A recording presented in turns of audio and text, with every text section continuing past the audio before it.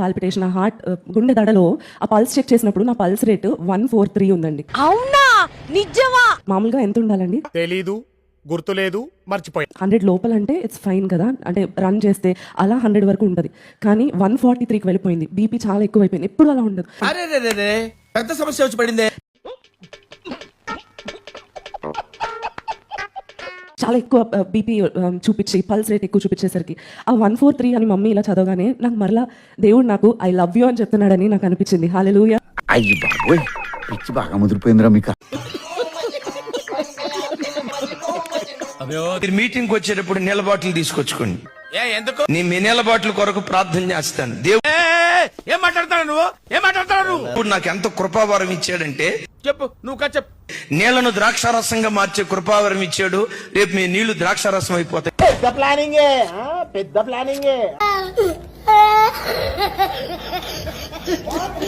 మా వాళ్ళు 615 కొన్నారు కొత్తది. మంచిది. ఇద్దరు రేస్ పెట్టుకుని వెళ్తున్నాం. ఈ లోపల కరెక్ట్ గా చెన్ను వాళ్ళ దగ్గరకు వచ్చేటప్పుడు కల్లా వాడు 100-120 ఉన్నాడు, నేను 100-120 ఉన్నాను. ఏం జరిగింది? సో సిబిసికి గేర్లు కింద నుంచి పైకి అయ్యాయి, పై నుంచి నొక్కటం కదా. సో నా కాలు ఎప్పుడు కిందే ఉండేది. అయన్నొద్దు, పాయింట్ కి రా. కరెక్ట్ గా చిన్న వాళ్ళ దగ్గర కారు గొద్దటం బైక్ తో పాటు ఎగిరి పడ్డాను.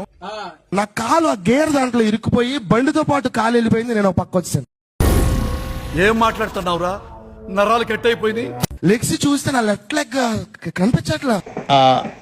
నాకు అర్థం కాలేదు సార్. ఒక్కవేళ నా కాలు గనక బాగైతే ఇక నేను నీ సేవ చేయటం ఎవ్వడు ఆపలేడు ప్రభు అని ఆ రోజు తీర్మానం చేసుకున్నా.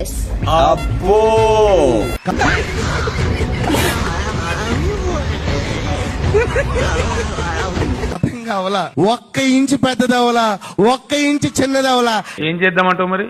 ఎగ్జాక్ట్ గా దేవుడు ఈ రోజు నన్ను మీ అందరి ముందు నిలబెట్టాడు. నా కాళ్ళు నాకు తిరిగి దేవుడు స్వస్థపరిచి.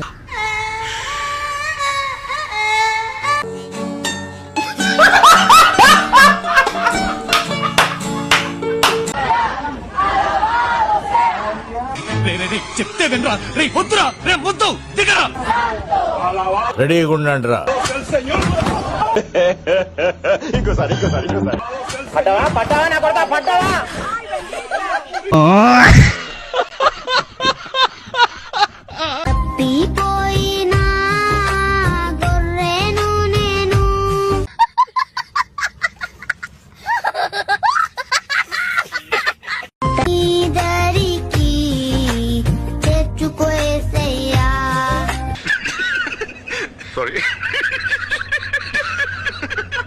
ఇప్పుడు గతంలో బ్యాంకు రికవరీ ఏజెంట్ గా పనిచేసిందేమో.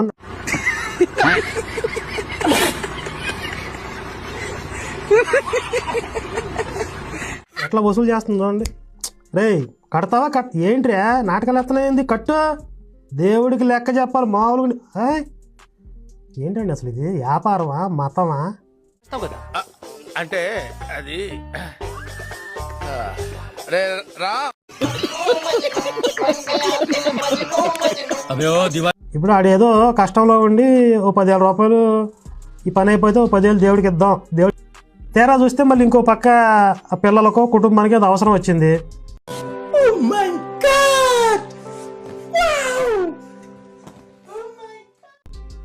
మరి ఈసారికి ఇవ్వలేకపోతున్నానే మాట ఇచ్చాను కానీ పరిస్థితి అనుకూలంగా లేదని చెప్పి ఇవ్వకపోతే దేవుడు పగబడతాడు వాడి మీద.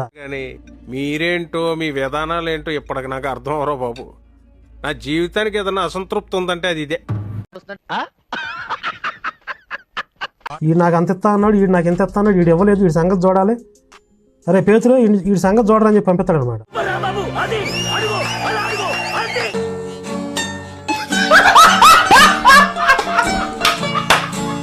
దేవుడు అనే పేరుని ఎంత చండాలంగా చెయ్యాలో, ఎన్ని రకాలుగా నాశనం చేయాలో అన్ని రకాలుగా చేస్తున్నారు. తెలియక అడుగుతున్నాను. ఇదో